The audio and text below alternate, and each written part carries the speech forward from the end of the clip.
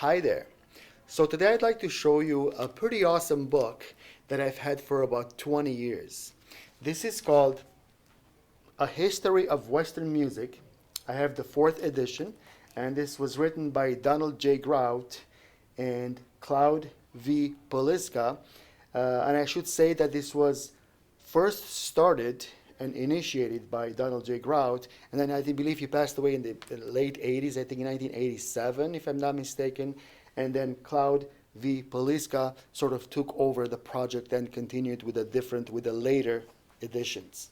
Like I said, I have the 4th edition. This cost me about $60 back in the early 90s, which was a lot of money for me then, still is today.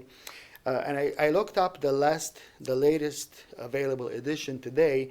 It looks like there's a 9th edition, which right now goes on Amazon for about $100 for the hardcover. So this brings back nice memories of my early college years. I went to DePaul University, and I was a classical guitar performance major, but I had to take all the major music courses that everybody else took, like music history, music theory, composition, oral training, keyboard class, all that stuff, all that good stuff. And this was the college course, the college manual for a class called Musicianship. This was a 2-year-long class, and the first year was taught to us, to my class anyways, by Dr. Vos, which was a great professor. I believe he passed away in the early 2000s, if I'm not mistaken. And the second year was taught by the great American composer, Dr. George Flynn. I think he's still around. If he is, he'd be about 80, 81 years old right now. So this brings very pleasant memories of a young man who was trying to not only learn the subject matter in this book, but who was also struggling to learn the language. As you can see, I have an accent, so I wasn't born here.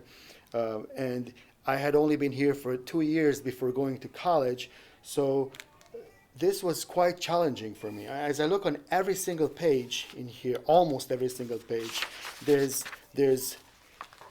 highlights and words that are underlined, and there's definitions in here that I had to add in, even definitions of non-musical words. On this page, for example, as you can see there, I highlighted the word resemble because I didn't know what it meant, so I looked it up in a dictionary and I wrote the actual definition of the word, and I rewrote the sentence with the new meaning in there. So this brings back some pretty pleasant memories. The cool thing about this book is that it's not just a history book. And there's nothing wrong with music history. That's pretty awesome stuff. But this is so much more than just music history. What this book does, as it explores different historical periods in musical development through the ages, it ties that in with the music theory that was also developing at that time. So for example, when the book approaches the life of a composer, it will also present that composer's compositional techniques and also the music theory elements that were developing during that time in that particular historical period. So that's pretty awesome. Lots of examples, lots of charts and pictures and musical examples, and lots of facsimiles in there. Just a lot of great information. I highly recommend it. I read this quite a lot. I don't think I ever read the whole thing cover to cover because our class used to kind of jump back and forth, so I tried to read the assigned amount of pages for the week, but maybe someday I will. What I'd like to do at some point maybe is start a series on music history and music theory connections throughout the ages, and if I do, this book would be perfect for it. Anyways, that's my short presentation of A History of Western Music.